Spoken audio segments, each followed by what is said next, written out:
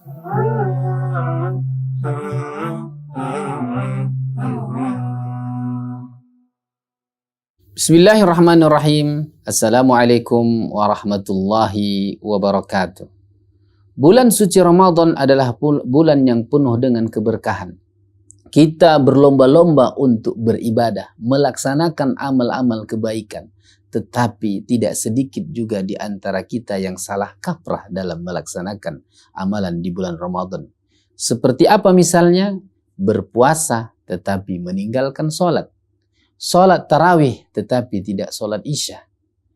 Dan seterusnya amalan-amalan yang dilakukan tetapi meninggalkan amalan yang lainnya. Atau mendahulukan amalan yang seharusnya tidak didahulukan atau diutamakan dengan amal-amalan yang sebenarnya lebih rendah dari itu.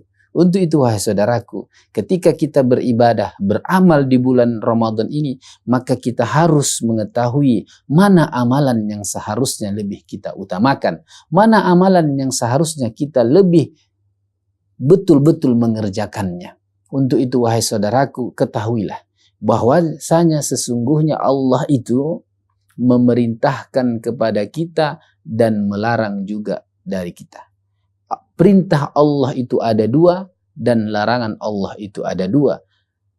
Kemudian yang tidak diperintahkan dan tidak dilarang itu satu. Semua amalan kita ada 5. Artinya ada 5 hukum dalam beramal kepada Allah Subhanahu wa Ta'ala.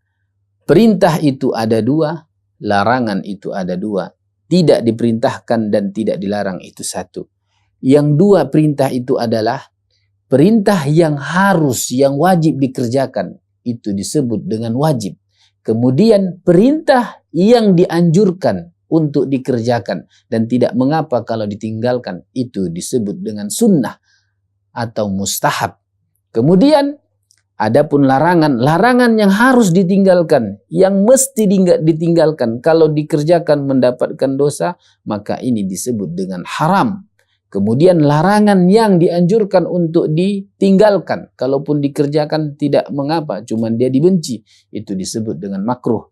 Kemudian tidak diperintahkan, tidak dilarang, itu disebut dengan mubah.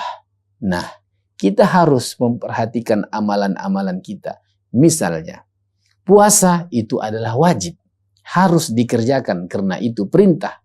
Kemudian sholat juga wajib, itu adalah perintah. Maka jangan sampai puasa yang kita kerjakan malah kita jadikan kambing hitam, kita jadikan alasan untuk tidak melaksanakan sholat, terutama sholat 5 waktu yang wajib.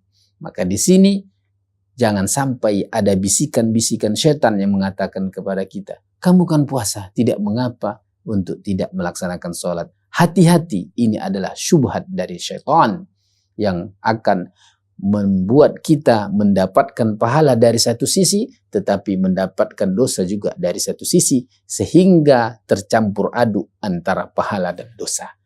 Apalagi seperti contohnya misalnya, dia sholat tarawih, tapi meninggalkan sholat isya. Seperti apa misalnya? Sholat tarawih itu adalah hukumnya sunnah, bukan wajib, sedangkan sholat isya itu wajib. Sehingga sunnah itu tidaklah harus dilebih dahulukan daripada yang wajib. Yang wajib dulu kerjakan, baru laksanakan yang sunnah.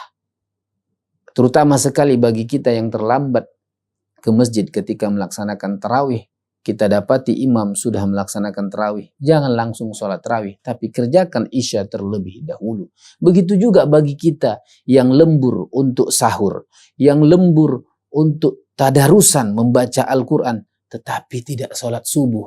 Hati-hati dengan talbis iblis ini, dengan virus-virus iblis ini, virus-virus syaitan yang mengganggu kita dalam penyempurnaan amal di bulan suci Ramadan. Untuk itu wahai saudaraku, bijaklah dalam memilih amalan di bulan suci Ramadan.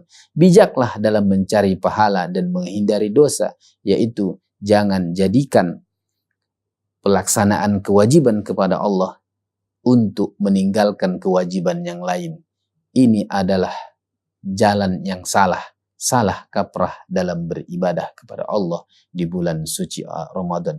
Tentunya Anda juga memiliki contoh-contoh lain dalam kehidupan yang Anda bisa sebutkan.